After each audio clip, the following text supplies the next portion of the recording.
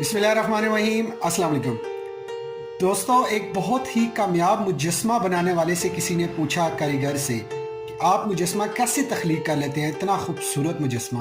تو انہوں نے کہا میں مجسمہ تخلیق نہیں کرتا، پتھر کے اندر خود موجود ہوتا ہے، میں نے صرف وہاں سے کچھ چیزیں ریموو کرنی ہوتی ہیں۔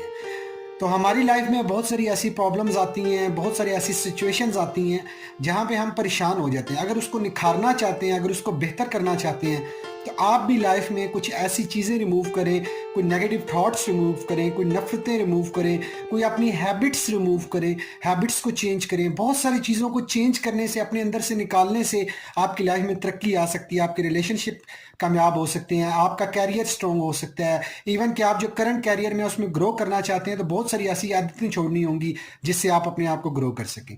I hope you understand. Thank you.